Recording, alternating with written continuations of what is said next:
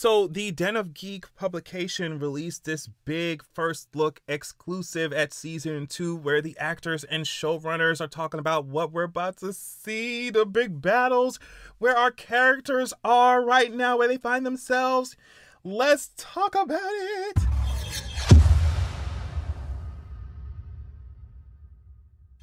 So, of course, the link to this full article will be in my description. We're gonna skim right through it. Y'all know how we do. So this first paragraph here discusses how when they began filming for season 2, Ryan assembled the actors to view a simple slideshow of dragons. Naturally, the dragon riders needed to get acquainted with their bonded beasts, as they'll never actually meet them in the scaly flesh. He said, "These poor actors climb up on a saddle, but they never interact with the creature they're supposed to have this close bond with." And like I said, I think even from Emilia Clarke's days and stuff, I think it's so impressive that y'all managed to get on this saddle with nothing but a saddle, green screen or whatever, the LED screens around you if y'all using that one, and just act. I cannot believe Emilia was acting to green screen on top of a damn set. Y'all are talented. Y'all are talented, okay? Because I can only imagine how hard that is, and then to be convincing on top of that, I'm sorry, y'all are talented. Now, while the lesson was successful in introducing the new flying monsters to the cast, it came with an unintended consequence. It got some of them really hyped for the carnage to come. Now, Bethany, the actress who plays Bela, said, "When my dragon moon dancer came on the screen, I just screamed in front of all my colleagues. I had no chill." I would scream too. Can you imagine seeing yourself on a dragon?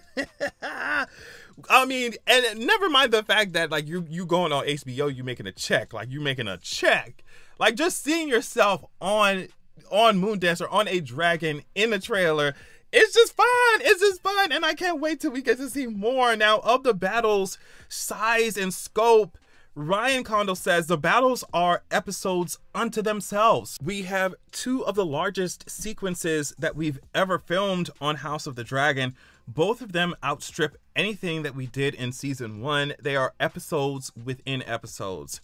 I just love the sound of that. I love when even in Game of Thrones, when you're sitting and you get your popcorn, girl, and you're when it starts, you're just I'm already knowing that this episode is a battle episode. You're just oh my God, so I can't wait to see that. I'm gonna skip around here, like I said. So the real tragedy at the core of season 2 is that this isn't merely a clash between Rhaenyra and Alicent, even though it should be Rhaenyra and Aegon. Rhaenyra and Alicent, but the next generation of Targaryens as well. The kids, as I say, and this is Ryan Condal saying this, the kids, as I say, Alicent and Rhaenyra's children, take center stage in this conflict. We put a lot of focus on them and their stories because it really does become about them. Children are often doomed to fight their parents' wars. Ryan continues, there are plenty of examples of generational conflict going on in the world. As you go on through the generations, it just gets worse and more entrenched. What else? Okay, so here Harry is talking about his character Jace. Now, from Jace's point of view, it's Jace's war now, because he's lost his little brother over it. He is one of the characters that actually wants to be in the war. The article says Jace may be their most important player when it comes to Team Black. The strong heir is eager to prove himself as a real deal Targaryen, and what better place to do that than in a legendary Game of Thrones location, the North. So I love this idea that Jace is we were already seeing that he was ready to go before Luke even died, right? We already seen that he was ready to, learn from Daemon when they was on Dragonstone. When Daemon was threatening those guards, Jace was already ready to go before Luke even died. So I can only imagine how much more he is ready, able, and willing to jump on that dragon and get to work, right? Also, this idea that he is, I mean, his whole life he's been proving himself, right? Or trying to, that he's not just strong bastard or whatever. Like, he's a real deal Targaryen, even though you are a bastard, no shade. But, like, it's going to be fun to see him in season 2 approach it from that route of, like, yes, I'm in the war because of my brother, but also, like, or, you know, because I'm Team Black or whatever, but also because I am trying to prove myself as more than just this strong boy, right? More than just Mr. Strong. Now, at the end of season 1, Jace was dispatched by his mom to Winterfell, of course, to gather banners. Harry said, we filmed it on the backlot, so it wasn't actually cold. There was lots of fake snow, though. I always wondered how difficult it is to act like it's cold when it's hot out. Like, just on screen, like, you got to remember to, like, occasionally act like a chill came over you or something. You know what I mean? Like, while it's hot, like, I don't know. Acting, I always am so fascinated when the actors are just, they'd be so convincing, or just at the skill it takes to act, right? Harry said seeing the wall in person was quite surreal. I think the fans are going to absolutely love seeing Jace in Winterfell with Cregan Stark, of course. So I wonder if, like, any of these big places in Westeros, like the wall, are going to be changed in some kind of way.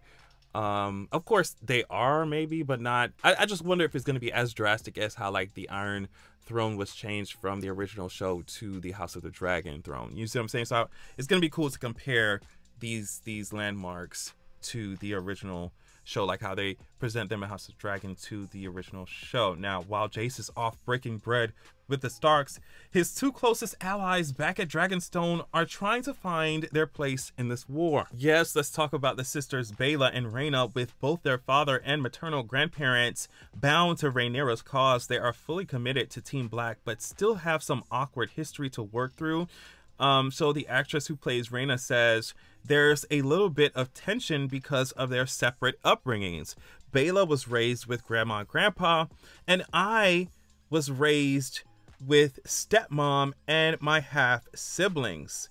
Rhaena feels quite a lot of resentment there. Okay, so y'all setting up some sister stuff. Bethany, of course, the actress who plays Baela, said for Baela, this war has created such a frantic sense of urgency and family loyalty. She's had to grow up a lot quicker than anticipated. And it's interesting because we all saw how ready Baela was to go in that deleted scene. I wish they did not delete it, but that deleted scene where she's talking to Rhaenys and just like, girl, I'm ready to go. Just like all my ancestors were ready to hop on their dragon, like, I'm ready to go. So, like, what's up? What's up? Okay, so let's move on here to the green side of things. Even though I am Team Black, I thought it was hilarious when Tom, the actor who plays Aegon, of course, made fun of us. He said, all these people choosing Team Black are driving me insane. Just stop being so boring. You need a bit of spice in your life. You need some danger. You need some betrayal. You need some vileness. He was like, y'all being boring choosing Team Black. It's okay. I'll be boring. Get up off the throne, Aegon, get up off the throne. Now, the article goes on to talk about how Aegon, of course, at first didn't want to be king or didn't want that power. But they said that now that Aegon the First's crown is on Aegon the Second's head, however, he's come to like the fit of it. Tom says he takes pride in the fact that he's upset the apple cart, but he's also at a point now where he really believes he should be king. Dad was just having a senile moment when he said Rhaenyra should be his heir. I think he fully believes that. And it's so funny because at first he was just like, Aegon was like, oh, well, I don't want to be king. Rhaenyra, like, Viserys chose Rhaenyra, and at the last minute you telling me he changed his mind, like, girl, you know. And then Alicent, if it wasn't for Alicent and the rest of them, I feel like he would have had that same sentiment, but she over here talking about, you don't know the sacrifices that it took. Get your ass up there. And then now she crying to Aemon in the trailer. She crying to Aemon because, oh my God, this war must stop. It's just like, Alicent, move out my face. Move out my face. Now switching to the actor who plays Aemond. Although Aemond is the second son, he very much thinks that he should have been the first. Aegon squandered his inheritance while Aemond lived with the Maesters, trained with Sir Criston Cole, and became the baddest man in the Red Keep yard. So that's gonna be fun to see because, like, I mean, Mr. Milk of the Poppy, Mr. Aegon, we already seen how he treated the power, the throne, whatever. We already know the kind of drunk asshole he is.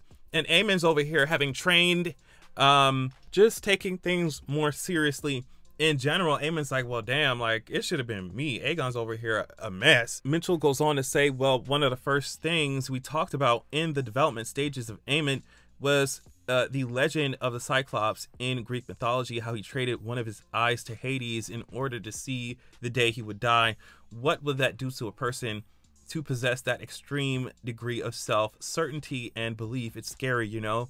Aemon scares me. Now, the third Targaryen sibling on Team Green also finds Greek myth helpful. It's complicated for Helena because she's got this kind of Cassandra-like aspect to her.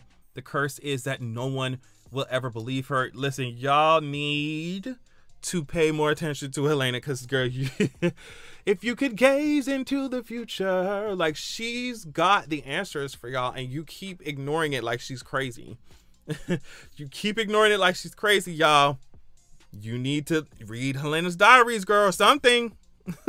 Something. Okay, now, as far as the show's length, the article says, working on the second season helped clarify for Condal how much story there is left to tell in House of the Dragon. While Martin has previously estimated 4 seasons as the show's lifespan, Condal only says, we know where it ends now. So I wonder what that, because they didn't tell us the amount of seasons or whatever.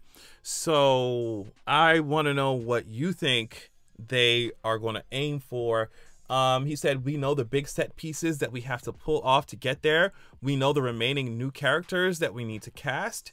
Keeping the story focused on the next generation of Targaryens and honing in on what it means for the young to fight for our wars also crystallized what the Dance of the Dragons is really all about for Condal. He said, I read it as a cautionary tale. Look what this great dynasty that should have ruled for thousands of years did to themselves. They went to war against each other and they killed off all the dragons and ruined their own greatness.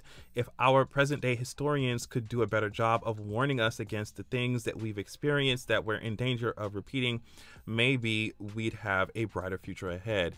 That's cute. I think the historians are definitely writing things down and trying to warn us. It's just going, I mean, they out here banning books, like they banning books. People are not listening. People don't care. So I don't think, like, because he said historians could do a better job of warning us. I'm just like, girl, they doing their job. Historians are writing shit down. They doing shit down. They reading shit, they studying. It's just the populace. It's just the governments, the rich, who are extremely greedy and don't want to get up off of the proletariat's neck. Like, it's just that. But yeah, y'all, that's it. Because, you know, me, I'll be preaching here forever. But that's it. I'm so excited. I wonder what else they're going to drop, what else they're going to give us before the premiere. But the premiere is coming up pretty soon, y'all. Like, pretty soon. In a little over a week and a half, right? It's about to be June 1st. This shit comes out June 16th. I'm so sorry, y'all. I'm going to get my life Team Black forever. If you're Team Green, you don't need to be seen. If you're Team Black, bitch, that means that you know that you on track, okay? Thank you so much for watching. Love y'all so much. And I'll check y'all later. Peace. All right, y'all, make sure that you're going to www.zeraxia.com. When you join the wait list there on the site, you will be the first to be notified when I drop my sequel. Also, you'll immediately get chapter 1 of my upcoming sequel of the upcoming book sent to your email as a PDF. So check that out. Also, this is a different excerpt from my upcoming book. So you definitely want to pause to read if you're trying to get your life. Keep in mind that this upcoming book, this sequel, is following up the first book that is already released called Zeraxia, Wrath of the God King. I released it a few years ago. It was my introduction to writing fantasy and stuff. So just go easy on me. But either way, as you can see here, it's given 4.9 stars. It's given 4.9 stars. So yeah, check out Xeraxia Wrath of the God King while you wait for Xeraxia The Vengeance of Coldwind, right? And go to Xeraxia.com, sign up, join the waitlist, get your free chapter. Thank you so much.